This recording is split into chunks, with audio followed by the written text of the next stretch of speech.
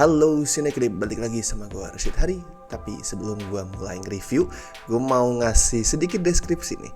Sedikit deskripsi, coba lo perhatikan, coba lo dengerin deskripsi ini, terus lo tebak gue lagi mendeskripsikan, lagi ngomongin film apa. Nah coba ya, ada Ustadz jago ruqyah yang balik ke pesantren tempat dia belajar setelah dia mendekam di penjara akibat kematian salah satu pasien ruqyahnya. Di sana, di kampung tempat pesantren dia, si Ustadz harus pakai kemampuan yang ruqyah buat nolong seorang wanita yang tinggal di kampung setempat. Padahal saat itu iman si Ustadz lagi ada di titik terendah. Itu tadi deskripsi film apa. Kalau jawaban kalian adalah Kodrat, betul. Tapi kalau jawaban kalian adalah Hidayah, juga betul. Soalnya kedua film itu emang mirip banget. Dan gak cuman di deskripsi yang gue omongin tadi ya, kiai yang mimpin pesantren sekaligus guru si Ustadz jago ruqyah itu lagi sakit keras. Terus klimaksnya, di klimaks itu si Ustadz berantem ngelawan penyembah setan dengan latar di depan altar pemujaan setan. Kodrat, yes. Hidayah juga sama. Ya eksplorasi di tengahnya ada perbedaan lah, cuman pondasinya itu wow, sangat-sangat mirip. Tapi gue gak akan berasumsi ya soal wah ini menjiplak, ini mirip, siapa yang jiplak, siapa yang niru. Nggak, gue gak akan menuduh atau berasumsi kayak gitu. Kodrat jelas jauh lebih bagus ya, jauh lebih bagus. Tapi di luar kemiripan tadi, Hidayah juga bukan horor yang hancur loh. Gue sebenarnya gak berharap banyak sama Hidayah, dan memang hasil akhirnya gak maksimal ya. Banyak banget potensi yang kurang berhasil dimaksimalkan, tapi tetap masih sangat watchable. Walaupun emang agak susah ya buat yang ngebandingin selama nonton.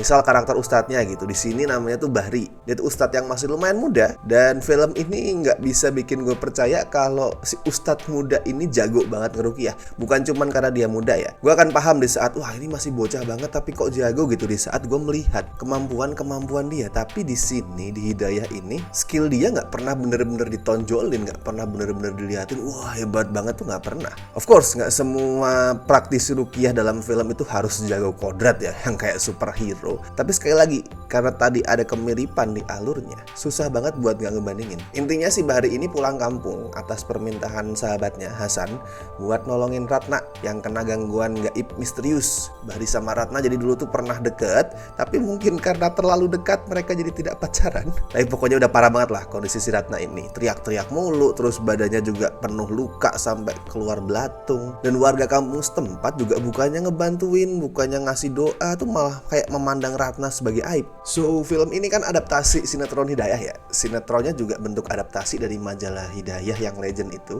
Dan kalau lo familiar sama materi aslinya, bisa ditebak lah kenapa sih si Ratna kondisinya sampai kayak gitu tuh lo pasti bisa menebak. Alur filmnya nih masih mirip-mirip emang sama cerita di sinetron ataupun di majalahnya. Cuma naskah bikinannya Baskoro Adiwuryanto ini berusaha lebih ambisius. Nggak cuma soal azab nih, tapi ada juga elemen-elemen revenge horror sampai perspektif religi tentang gimana kebaikan jiwa manusia itu nggak akan lenyap bahkan setelah raganya mati. Itu perspektif yang diwakilin sama twist di ending yang sebenarnya udah bisa ditebak sih kalau lu semua tuh jeli merhatiin baju yang dipakai salah satu supporting karakternya. Ngomongin naskah nih ya, sebenarnya kalau mau dibandingin nih, ini naskah horor terbaiknya Baskoro. Di Sinekrip tuh kita sering ngomongin jelek naskahnya Lililahila emang ya, tapi naskah-naskahnya Baskoro yang dulu tuh jauh lebih jelek asli.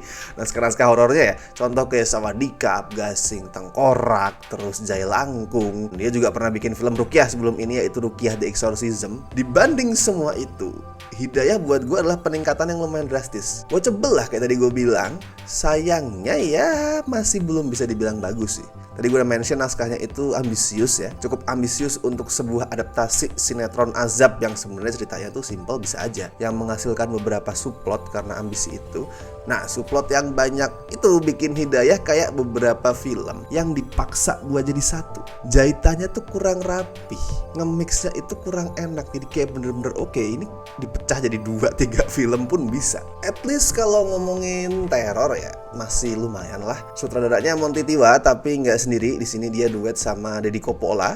yang gak ada hubungan darah sama sekali ya sama Francis Ford Coppola. Hidayah ini debut film panjangnya dia, si Deddy Coppola. Setahu gue sebelumnya itu dia lebih banyak ke direct FTV sih kayaknya. Nah di Hidayah ini Monty ngebuktiin kalau dia masih salah satu sutradara Indonesia yang paling jago ngolah pocong. Itu kayak best friend gitu sama pocong. Jadi kayak tahu ini mesti harus gue apain demitnya. Buat gue beberapa imagery-nya tuh creepy loh di sini. Ada pocong yang headstand lah, ada pocong yang badannya tuh keluar separuh dari makam lah. Over the top emang. Buat beberapa orang itu mungkin pemandangan-pemandangan yang konyol, yang lebay, tapi buat gue kreatif. Serem itu relatif ya, tapi itu kreatif. Dan di awal film, di first act-nya Monty juga sempat semacam mereka ulang penampakan pocong legendaris di Keramat. Ya hasilnya nggak seserem itu sih, nggak seserem di Keramat, tapi tetaplah jauh lebih serem daripada jump scare murahan di banyak horor kita yang kualitasnya tuh hancur. Jadi untuk urusan meneror, Hidayah ini masih lumayan. Not bad, masih ada beberapa effort untuk menghadirkan sesuatu yang beda. Tapi performance kedua sutradaranya juga masih belum sempurna sayangnya. Misal beberapa adegan yang berlangsung lebih lama daripada kebutuhan, kayak dipanjang-panjangin, kayak semestinya udah kelar di beberapa detik yang lalu, tapi masih lanjut terus tuh terjadi beberapa kali. Tapi lucunya klimaksnya yang mestinya itu pol-polan malah kerasa kecepatan, kependekan, dan kurang menggigit. Sama kayak naskahnya lah sebenarnya, banyak potensi tapi eksekusinya itu setengah matang. Kalau skor buat Hidayah kasih ya 5,5 dari 10 lah. Jujur begitu kelar nonton tuh gue kecewa, tapi bukan yang kesel atau marah, tapi pure menyayangkan gitu. Soalnya ngelihat potensinya, gue pengen banget, sangat-sangat pengen film ini hasilnya itu bagus dan punya potensi untuk jadi bagus. Cuma tadi setengah matang.